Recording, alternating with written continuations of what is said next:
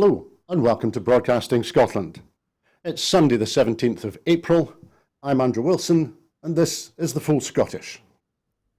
Happy Easter if you're celebrating the resurrection of Christ. It also struck me today that Sikhs have just celebrated Vaisakhi, Jews are celebrating Passover, Muslims are observing Ramadan, Hindus celebrated Hanuman Jayanti a couple of days ago, Jains have just celebrated Mahavir Jayanti, and Orthodox Christians are marking Palm Sunday. Some Orthodox Christians are marking Palm Sunday today. And of course, there are New Year celebrations going on in many different parts of the world today as well. So it struck me that wherever and however you are or are not celebrating, you're very welcome to join us here today on Broadcasting Scotland. This afternoon, I have a short coronavirus update. Then I'll have an update for you from Ukraine on day 53 of the illegal invasion by Russia. Then I'll introduce our guest for this afternoon, and then together we will have a look at some of the headlines from Scotland and around the world from the news over the past week. Firstly, with regard to coronavirus, in the past week, 37,613 new COVID-19 cases have been confirmed by a lateral flow or PCR test. 2,042 people were in hospital with recently confirmed COVID-19, 27 of whom were in intensive care. In the past week, 124 new deaths have been reported of people who have died within 28 days of a positive test. That means that since the start of the pandemic, a total of 11,774 patients who tested positive for COVID-19 have sadly died. 4,379,016 people have received their first dose of the COVID-19 vaccination. 4,100,467 have received their second dose, and 3,463,108 have received a third dose or their booster. Now to matters in Ukraine, as I say, on day 53 of the illegal Russian invasion and their war of aggression against Ukraine. Mariupol appears close to falling under Russian control after a fierce battle for the key port city. The Russian Defense Ministry says it has cleared urban areas of Ukraine forces and issued a 3 a.m. GMT surrender or die ultimatum to remaining defenders it says are trapped in a steelworks. If it falls, this will be the first Russian seizure of a major city. The Ukrainian President Volodymyr Zelensky has conceded the situation in Mariupol remains extremely severe, but has not acknowledged it could fall. He warned peace talks would be scrapped if Russia killed the city's remaining defenders. The elimination of our troops, of our men in Mariupol, will put an end to any negotiations, he said. The Russian billionaire Roman Abramovich has travelled to Kyiv in a bid to restart peace talks between Russia and Ukraine, according to Bloomberg. The report, based on unnamed sources, said that Abramovich had met Ukrainian negotiators in an attempt to rescue the flagging talks. Russia has resumed scattered missile attacks on Kyiv and western cities in Ukraine, with some civilian deaths reported in Kharkiv and in the capital. Russia has warned it would step up its missile bombardment following the sinking of the flagship missile cruiser, the Moskva. The mayor of Irpin, on the western edge of Kyiv, says that more than 70% of the buildings in the town have been damaged or destroyed by Russian forces, according to the Kyiv Independent.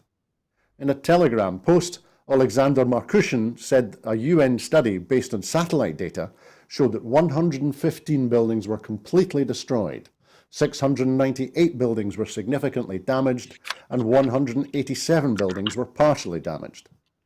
A forthcoming sixth round of EU sanctions on Russia will target oil and banks.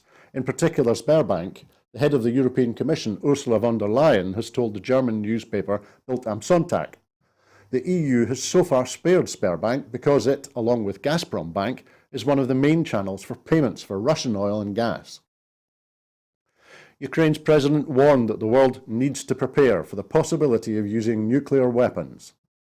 He told journalists in Kyiv, We shouldn't wait for the moment that Russia used chemical or nuclear weapons. They can use any weapon, I'm convinced of it, he said. Russia's foreign ministry barred entry to Russia for Nicola Sturgeon, Boris Johnson and other UK politicians in response to the UK's hostile action, including sanctions. The First Minister, Nicola Sturgeon, responded by saying, "Putin is a war criminal, and I will not shy away from condemning him and his regime." The number of people evacuated from Ukrainian cities through humanitarian corridors dropped significantly on Saturday from the day before. A total of 1,449 people were evacuated, fewer than the 2,864 who managed to escape on Friday. And Pope Francis has condemned the darkness and cruelty of war in an Easter Saturday homily at the Vatican. Francis said his prayers were with 4 Ukrainian politicians in the gathering, including the mayor of the occupied city of Melitopol, and for all those suffering. Now, we are lucky enough to be joined this afternoon by a regular contributor and friend of the programme, Collette Stevenson MSP. Collette was born and raised in East Kilbride and in 2017 began serving as a local councillor for Westwood, the Murrays and Old Newlandsmuir. She studied accountancy at the University of West of Scotland and has worked in private, public and voluntary sectors. And of course, in 2021, she became the SNP's MSP for East Kilbride. Collette, good afternoon. How are you? I'm good, Andrew. Thanks very much for having me on again. And a happy Easter to everyone. I hope it's a very peaceful one indeed, despite everything that's going on in light of your introduction as well. So thank you again for having me.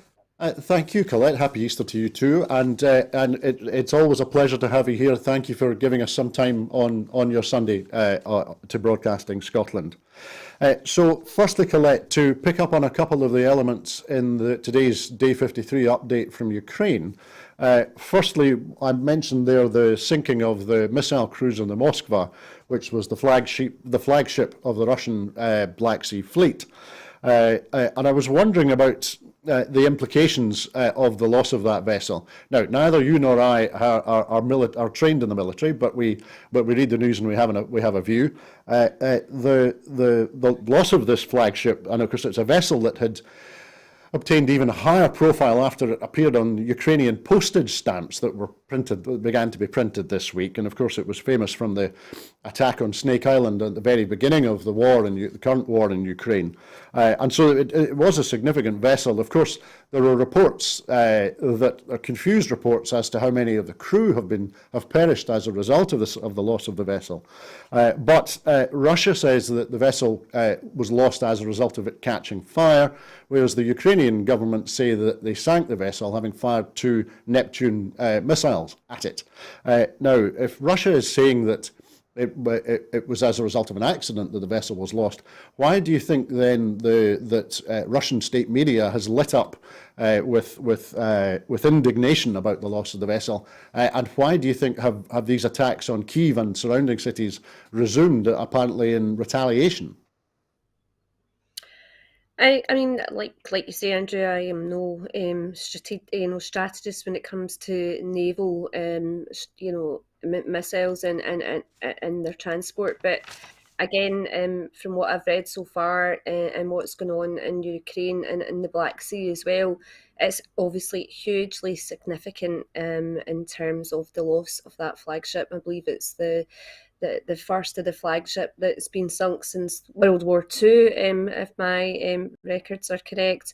So it's quite an extraordinary event to take place, and there's obviously a lot of propaganda coming out from Russia, particularly Putin's camp, in terms of the loss of that flagship. And you're absolutely right. It's very jaded in terms of the amount of reports as to how many,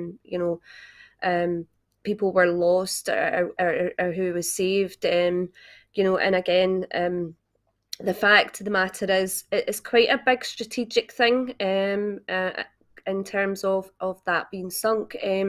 From a strategic point of view, what it does is it actually moves that, their actual their movements in the Black Sea further back. They don't want to be a target in terms of, as you mentioned, the Neptune missiles, which I believe it was 2 that actually sunk it. So again, it's at the heart of it. is about, preventing the Russian army from actually moving forward into the Black Sea. And you actually are starting to see how Putin is, basing himself from a strategic point of view, in that area. And as I say, we need to move them out, and I suppose that is a good thing that's happening in terms from Ukraine, from the Ukraine, and also it sends a clear message as well that Ukraine are actually fighting back. I mean, it's again, despite the fact, his path of, escalation in that area, and in the retaliation, it has been absolutely tangible, and we've seen that in the news over the past few days as well.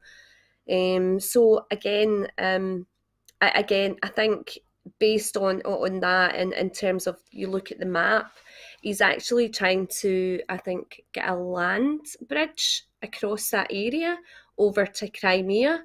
And that seems to be his strategy going forward. So at the heart of it, really, if we've been able to push them back, then that can only be a good thing. Thanks, Collette. One other aspect that we picked up on in the Ukrainian update was that Scotland's First Minister has condemned Vladimir Putin after she was banned from Russia, along with other senior British politicians.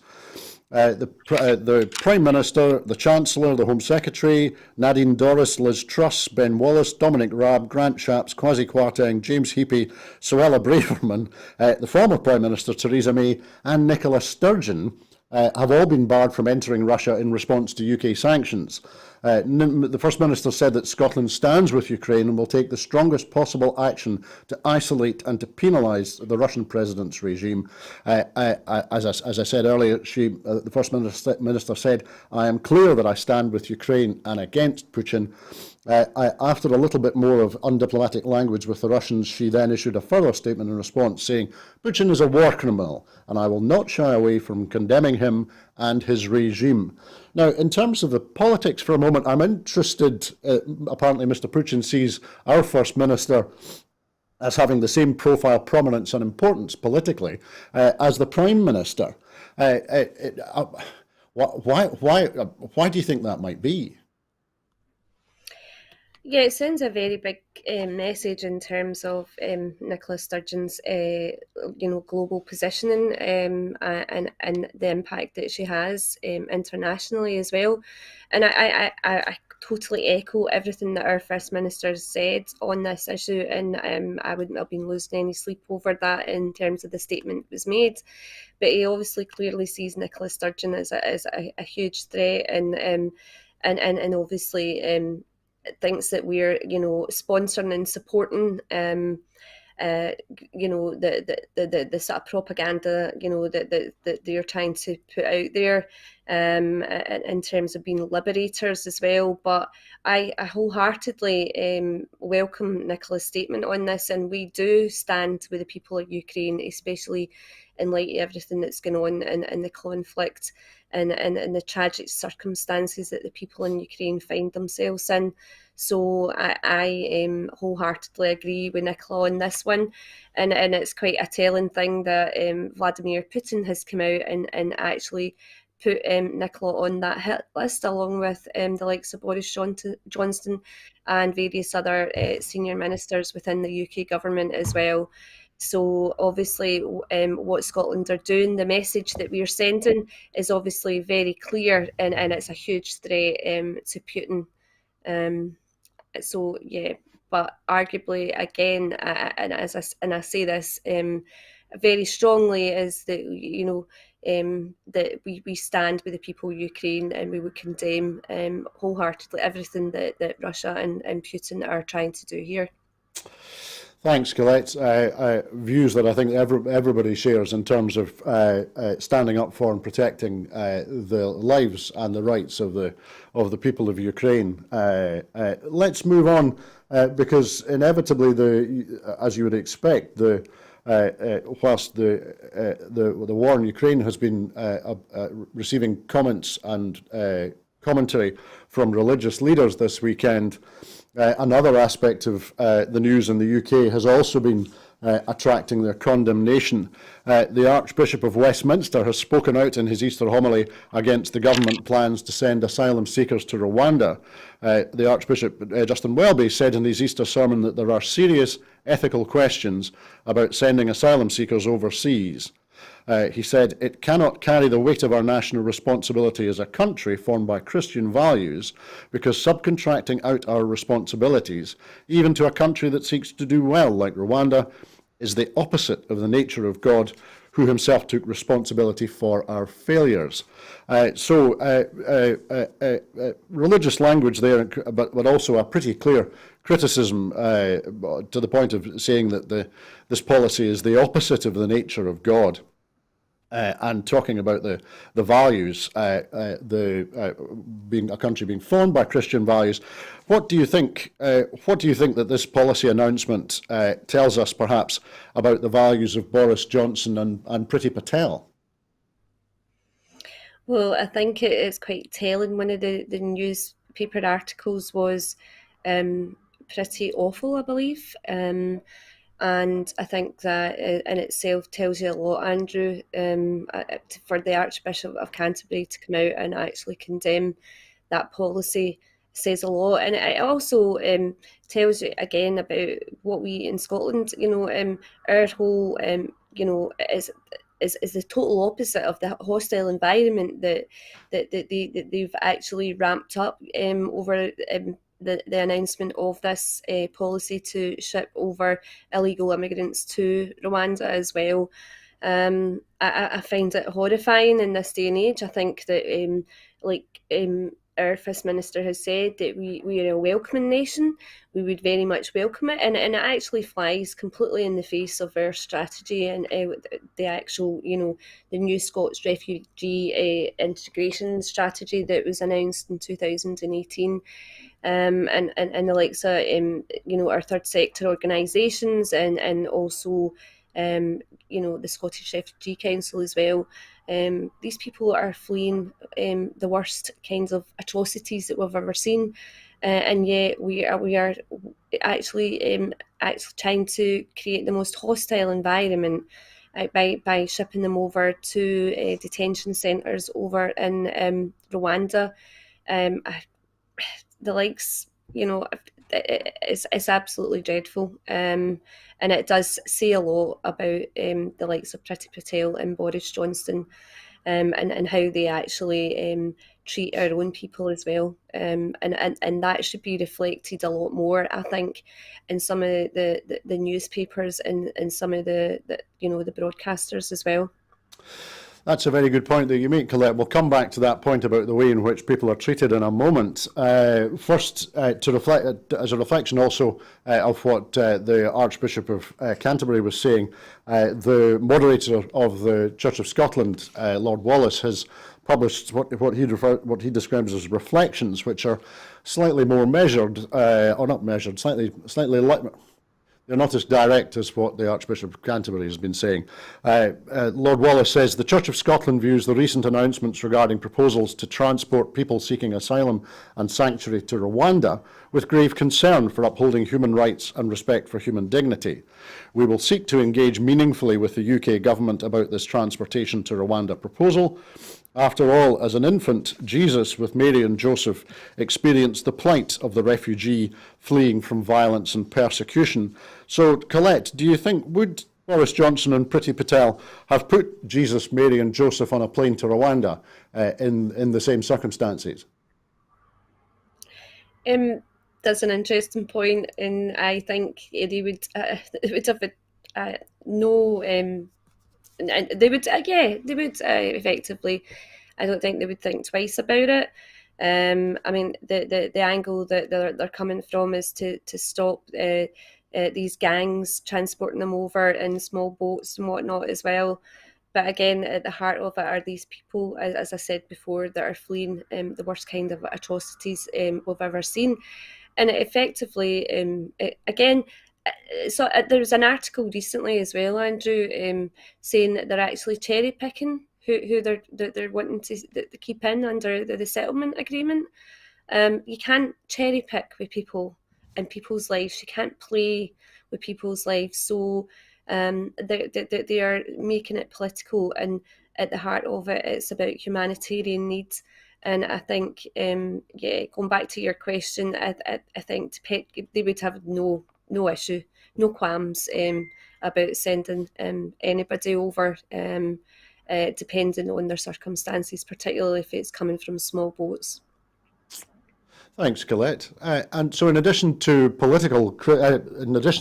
criticism from religious leaders in England and Scotland, the politics and the criticism through politics is starting to grow as well. And the SNP have said that the Rwanda deal is abhorrent and a cataclysmic waste of taxpayers' money. The SNP's Shadow Home Secretary Stuart MacDonald has called on the UK government to scrap the decision and instead invest the huge sums into financially supporting those facing the brunt of the Tory-made cost of living crisis. Stuart MacDonald commented, "The UK government's decision to proceed with this abhorrent policy is utterly shameful and will only add to the pain and suffering being felt by those fleeing their homeland. Every single person making the perilous journey across the English Channel should be treated with dignity and with compassion, something this Tory government are completely devoid of. However, not only is this morally wrong, it is a cataclysmic waste of taxpayers' money. At a time when all four nations are facing the brunt of the Tory cost of living crisis, it beggars belief that the UK government is willing to spend hundreds of millions, rising to billions, on an abhorrent policy that achieves nothing in return." Now, I think Mr MacDonald is making a reference, at least an implied reference there, to the experience in Australia, who very much were the pioneers in recent years of this form of preventing people claiming asylum and refugee status by moving them to a third country before they have the chance to make the claim. And we know that in Australia the costs spiralled significantly, eventually costing more than double what it was supposed to cost. And we also know that the Home Secretary has had to make a ministerial direction to bring this proposal forward because Home Office civil servants could not complete a cost-benefit analysis because they couldn't be clear about the costs. So, do you think that the message that Stuart MacDonald is giving in terms of drawing a close connection between wasting money on an abhorrent policy and doing very, very little to support people who are facing a cost of living crisis, do you think is Stuart MacDonald right to make that linkage? Absolutely, I wholeheartedly agree with Stuart on this, and I think as well that even the civil servants, as you mentioned, for the UK government have come out and said there's actually no solid evidence from the equalities impact assessment that it's going to stop these gangs actually coming across over the Channel Islands. So there's no evidence there whatsoever. So it is a complete waste of money. It's so non-productive in terms of the assistance that we should be providing on a humanitarian level as well. And I think it was Lord Dubs come out as well and said that he would be raising it at the House of Lords because they effectively, he felt as well that they were breaching the 1951 Geneva Convention on this in terms of the treatment of refugees. So that'll be interesting to see how that all pans out as well. But effectively, it's a clear message that Boris Johnson and Priti Patel are coming out with, that these people are effectively unwanted in our country, when at the heart of it, Scotland welcomes everybody. Thanks, Collette. I think that I couldn't disagree with any of those sentiments. And the final aspect you were touching very briefly before about this proposal being an indication of the way in which a government treats everybody, whether they're refugees, asylum seekers, or citizens. Now, there's a very popular meme at the moment on Twitter, a quotation that's wrongly attributed to the late Tony Benn. The quote that's misattributed is, "The way a government treats refugees is very instructive because it shows you how they would treat the rest of us if they could get away with it." The actual quote is from the Scottish writer Neil Asherson, who said in 1996, "The way a state treats its aliens is the way it would treat its own subjects if it dared." So do you feel, does this does this Rwanda proposal give us any insight into the way in which a Tory government with a majority of 80 would and perhaps will begin to treat its subjects, in addition to the way it's proposing to treat refugees and asylum seekers? It's a very good statement, and I think it's already been evident as to how they've actually treated us, particularly in Scotland as well, in terms of some of the benefits sanctions that put forward, and some of the policies in terms of social care, and the way in which we've been dealt with the blow from Brexit as well. There's talk as well, Andrew, that Boris Johnson and his government are worse than Thatcher, and I see that as well. The fact that he quite openly flouts the rules, and thinks he can get away with it as well. But equally, some of these policies, that hostile environment that they're creating, I think some of that hostile environment has been very clear up here in Scotland as well. And again, our own Scottish government, the SNP government, have had to mitigate time and time again the benefit sanctions, absolutely deplorable to the people that need it most, and I think that's fairly obvious. And given the cost of living crisis that we're experiencing at the moment as well, it's more prevalent than ever that we're going to see some of the awful measures that they've put in place in terms of their policies as well. And I personally feel that they should be doing more in terms of the energy crisis, to help the families that are obviously completely on the breadline and need as much help as well. And as again, I echo again some of what our, Kate Forbes, our minister, says, our First Minister as well, is that we cannot continue to constantly mitigate against the awful policies that are meted out here by the UK government. And I suppose I would end that by saying, we truly, again, it's so tangible that we need independence so that we can actually be able to do and have the levers rather than one hand tied behind our back, in terms of what we can do to improve Scotland and make it a better place than what we're getting because of the impact of the UK government. Thanks, Collette. We'll move now, but we'll look at another aspect in which the Westminster government and senior Westminster politicians are coming under renewed criticism, because it's reported that Boris Johnson faces 3 more police fines for breaking lockdown rules and laws at parties in Downing Street. The police are set to punish the Prime Minister for attending a leaving party for his former Director of Communications, Lee Kane, according to reports in the Daily Telegraph. The event on the 13th of November is considered to be the most serious breach of the coronavirus regulations among the events that the Prime Minister attended, an unnamed source close to the investigation told the Telegraph. Insiders believe Mr Johnson is set to receive at least 4 fines in total, both the Daily Mirror and the Guardian have reported.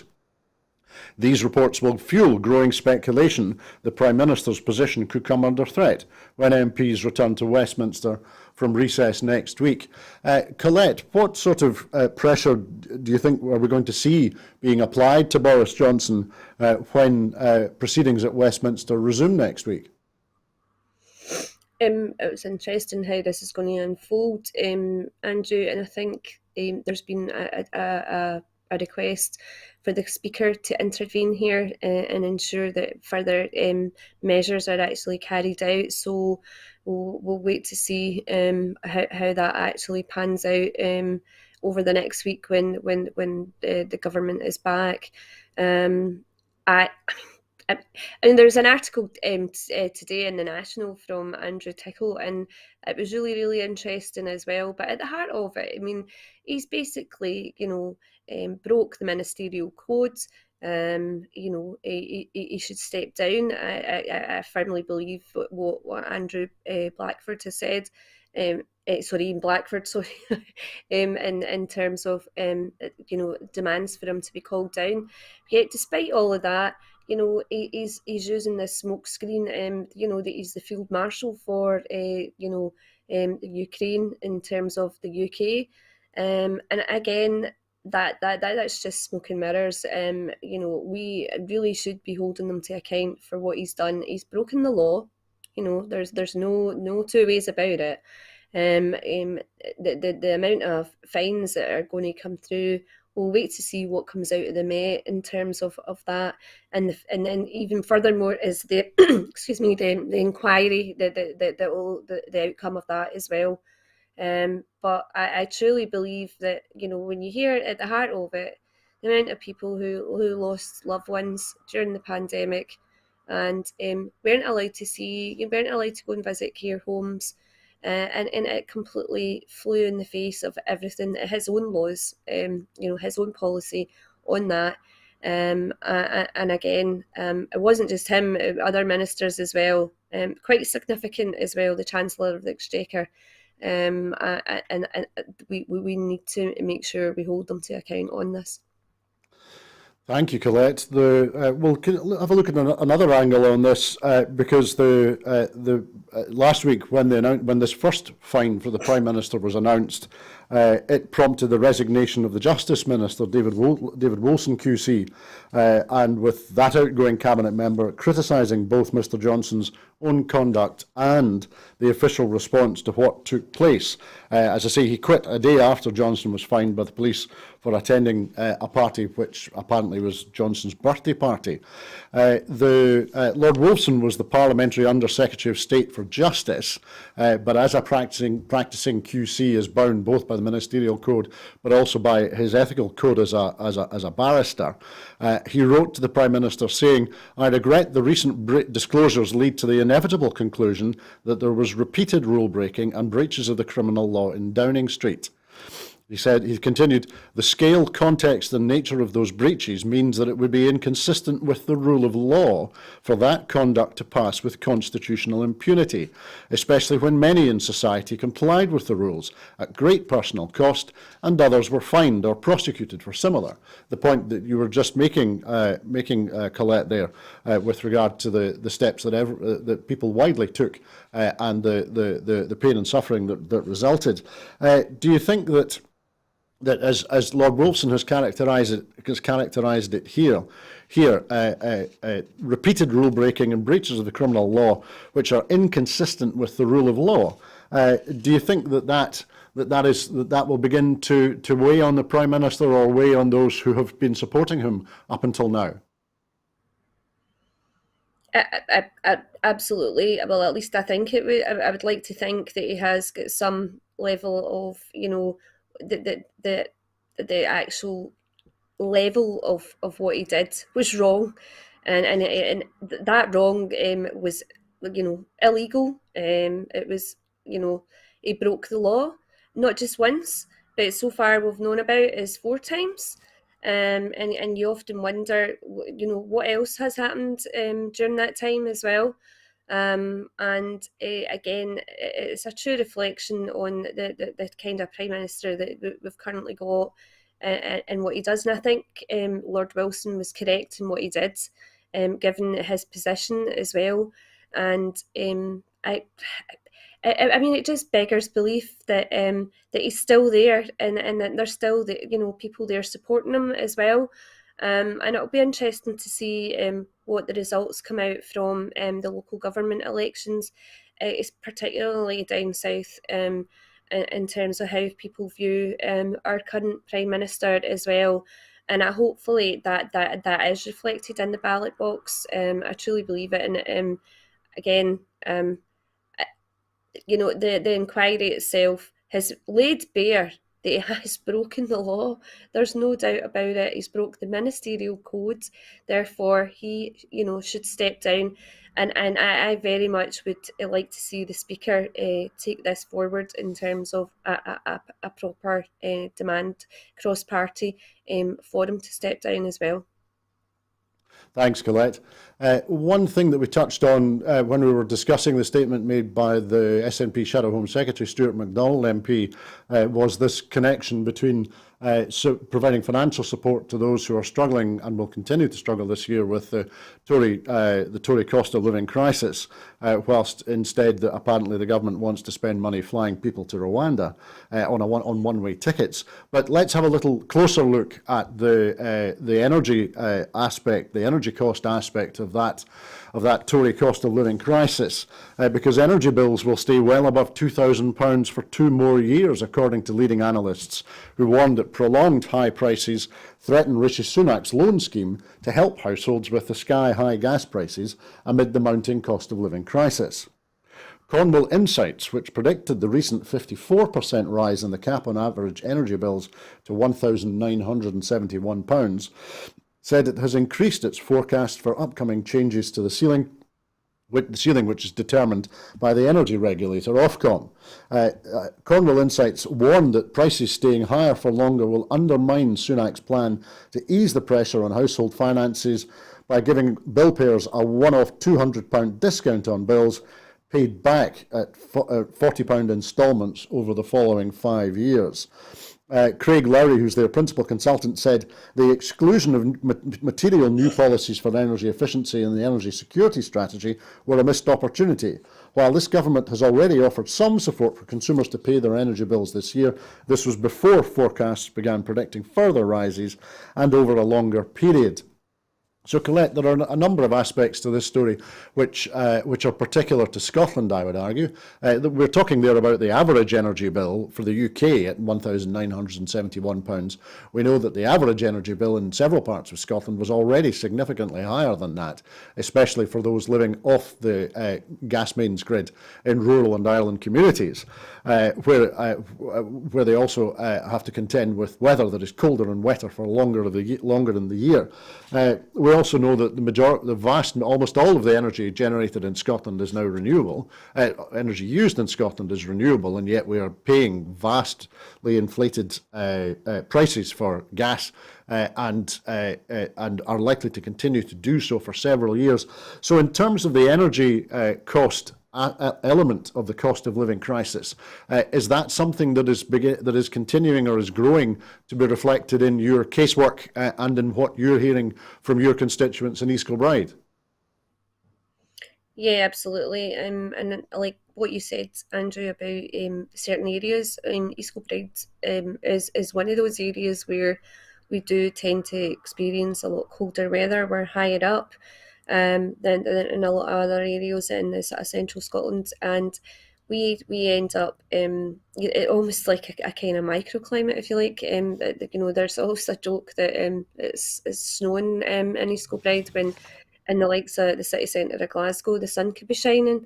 So the problem we've got as well in East Kilbride, as well as the UK government, obviously with regards to the warm home discount scheme, is that our weather station is based in Bishopton, and as I've pointed out as well, that area is out with our area, and we experience far colder weather than Bishopton.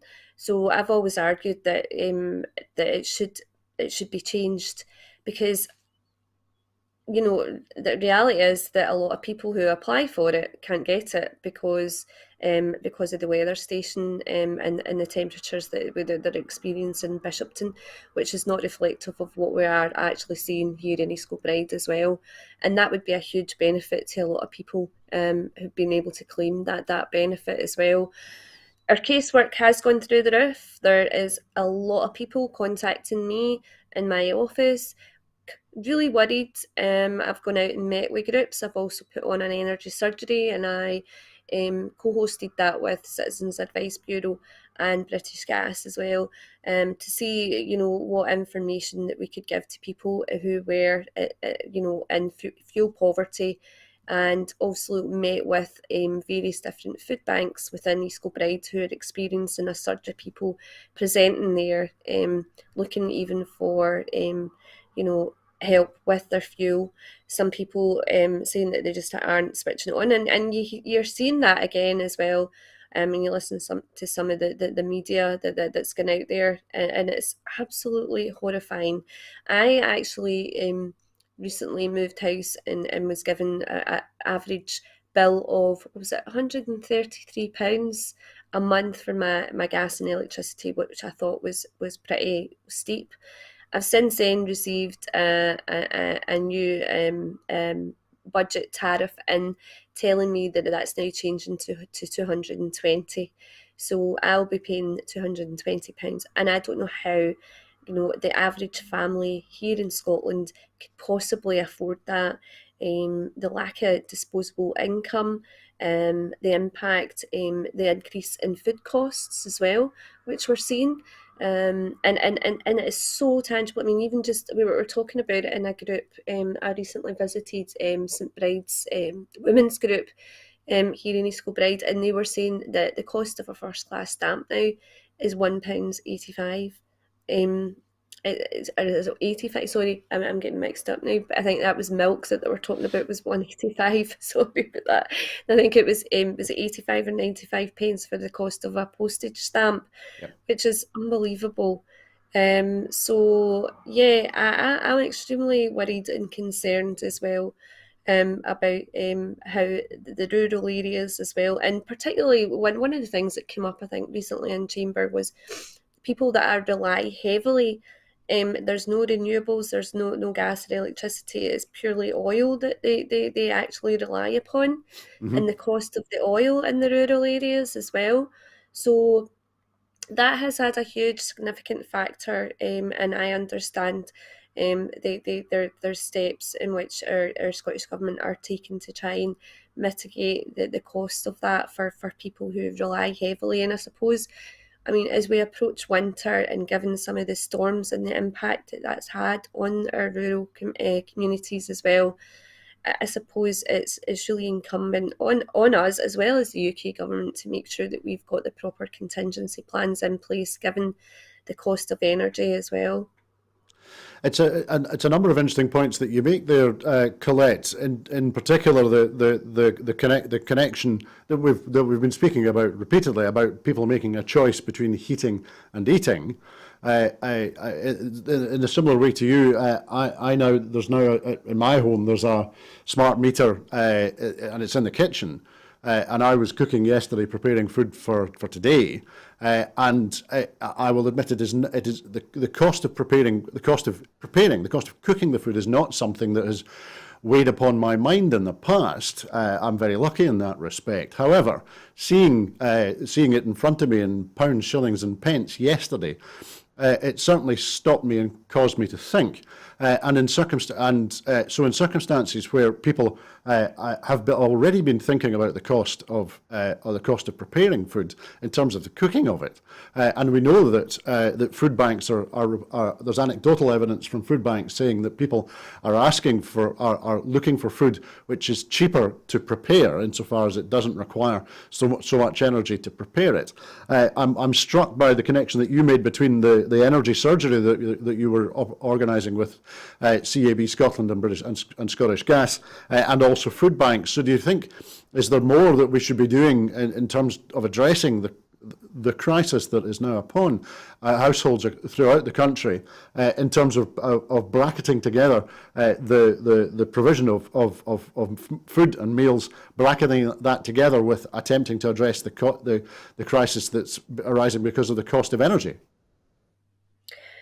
It's an interesting one in terms of our processing of food, because I remember like a couple of years back, Andrew, I actually was challenged by Dennis Curran, who at the time was the chief exec of Loaves and Fishes here in East Kilbride, to live on an actual food bank parcel for a week, and to see what it was actually like, and it was absolutely dreadful. I mean, the calorific, or the deficit in the calorific, and dietary requirements was something that sort of kind of took me, by surprise.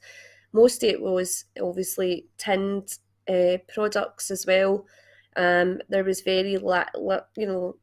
it was very lacking in anything in terms of nutritional value, and how to keep your energy levels up, especially for kids, going to school as well.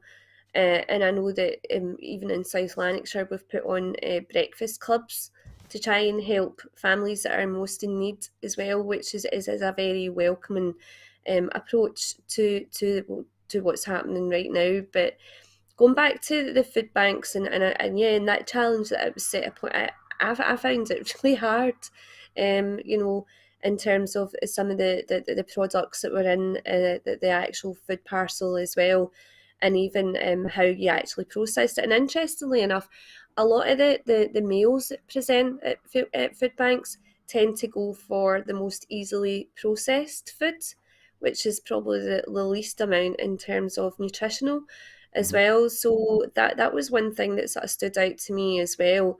But heating it up as well, it's an interesting one in terms of maybe that's information that we could take forward in terms of what is the easiest way and the most efficient way, if you like.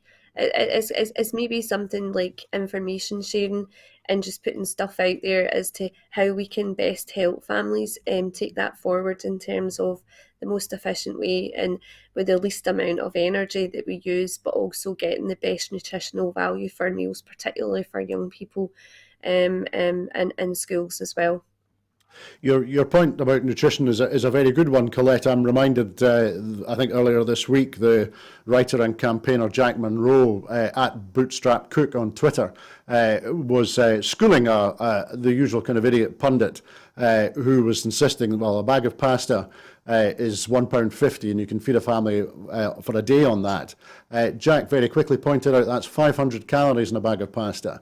So you're starving people into submission if that's what you're proposing that they should be eating. And the individual who she was educating had no comeback for that. So your point about nutrition is absolutely right.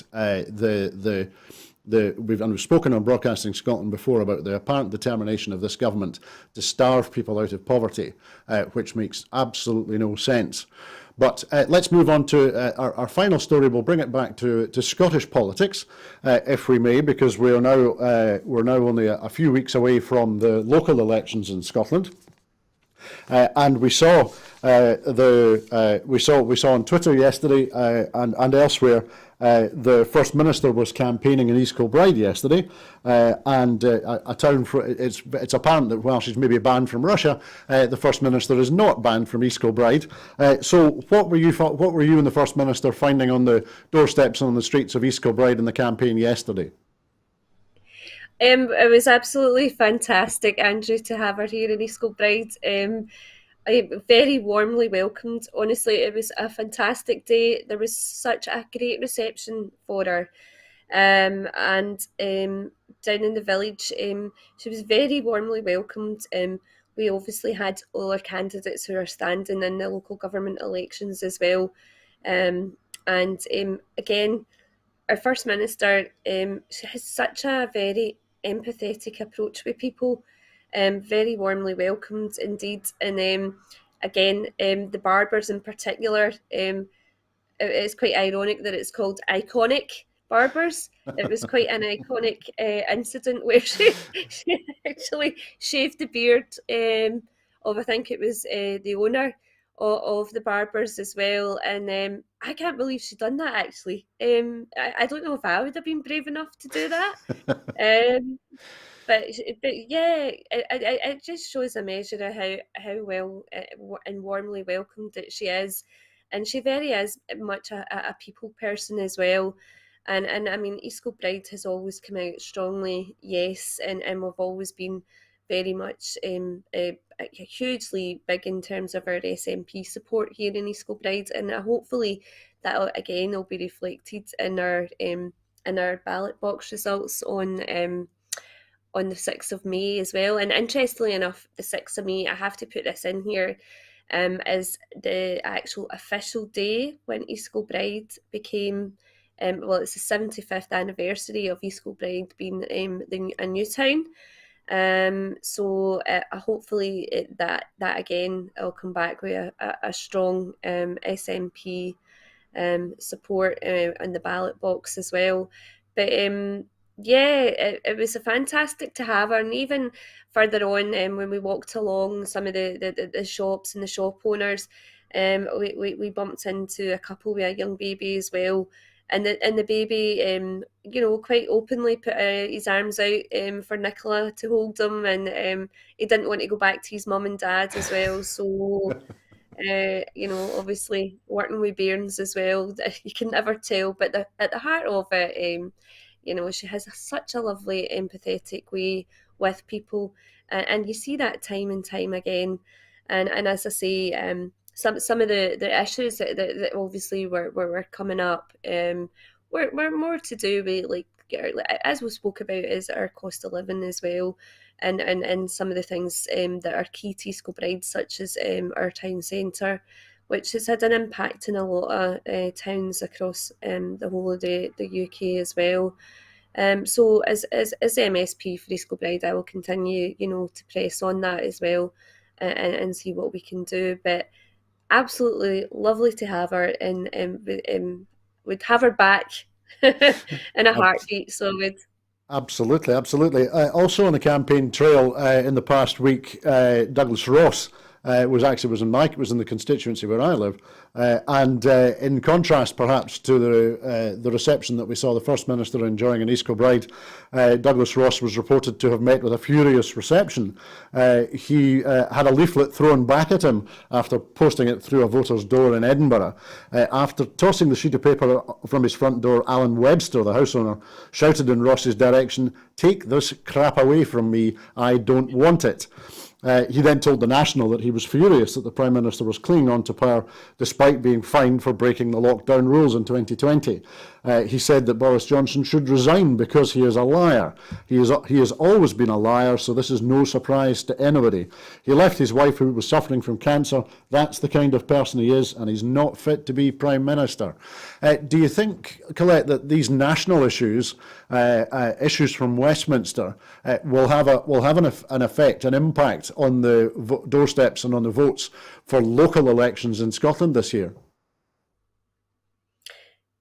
I think so. I'm hearing that on the doorsteps when I've been out campaigning along with some of our candidates, and bearing in mind as well, and as you pointed out at the very beginning of the programme, I was a councillor in Ward 7 prior to being elected in May, and I still am a councillor. I stepped down in May. So I hear, firsthand the impact of the UK government policies, and just the events that have taken place that have unfolded as well. Um, I, I I personally hear of how um, the Tory, in terms of the support that they're getting here in East Kilbride and further afield. So I do think that it's going to have an impact and it's going to be reflected. Interesting, and I'm obviously not a complete strategist on this, is but if Labour, if they're going to be successful, I know I haven't had one leaflet through from any other party other than the SNP. And when I attend doors as well, I say to them, has there any other party been out and visited you to see what they intend to do at local government level as well? And so far, I've been met with very little in the way of that at all. So hopefully, that has completely across the whole of Scotland, and even within England and Wales and Northern Ireland as well, completely reflected in our local government elections as well. But you know, uh, you know, again, here in East Kilbride, and I can only talk about that from going round the doors and meeting with people as well. Our, our our policies, our SNP government are very much warmly welcomed, and a lot of good support there as well, Andrew. And it's interesting because you know Douglas Ross, and some of the stuff that they're putting out there in terms of their voting strategy as well. I think one of the ones that stood out for me was how they copied the train spotting logo, and that I'm not even going to repeat what everyone Welsh actually said No, on please don't. Twitter. I know, and I certainly won't. But honestly, he didn't mince his words at all, did he? No. In terms of that, and how dare they?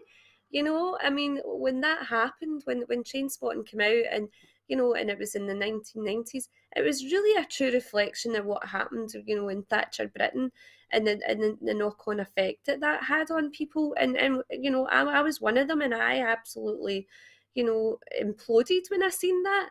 So how dare they? And as I say, I sincerely hope that, you know, people of my age and generations, you know, further down the line truly know that, and I get a good feeling in the doors that people are aware of the impact, and at the heart of it is they are liars. They have lied. It's been evident, and they should step down. Thank you, Collette. You're transporting. I campaign in chapdoors in the parts of Edinburgh where train spotting was set, and I would love to have the chance to take Douglas Ross there and introduce him to some people in the high rises and flats and stairs that I visit and I help people campaign on. So your point is absolutely right, and Mr. Welsh certainly doesn't miss and hit the wall in anything. But thank you, Collette, because that was our final item this afternoon. In making these programmes, Broadcasting Scotland relies on the financial support of viewers and others who value our independent and distinctive approach to news, culture and current affairs. If you would like to support us financially, and we really do need that support in order that we can continue to make these programmes, speak to these politicians and to broadcast to you, if you would like to support us, then please consider subscribing or donating by going to the link that you see on the screen now and supporting the continuation of our work. There are other ways in which you can contribute to our work. If you would like to volunteer to work with Broadcasting Scotland, either behind the scenes or in front of the cameras, or in any other way that supports or promotes the station, then please visit our website at www.broadcastingscotland.scot and send us a message there. So I'd like to say many thanks to everyone who's been watching the Full Scottish today, but I'd also like to say particular thanks to Collette Stevenson MSP, who has given of her time and her thoughts so kindly and generously this afternoon. Thank you, Collette. Thank you, Andrew. Thanks again for having me on today. It's a pleasure. So I hope that you enjoyed a tasty Full Scottish today. We will be back again tomorrow evening with Scotland at 7, so please join us again then. But until then, I hope that you have a very pleasant Easter Sunday. Please keep warm and keep well. Bye-bye.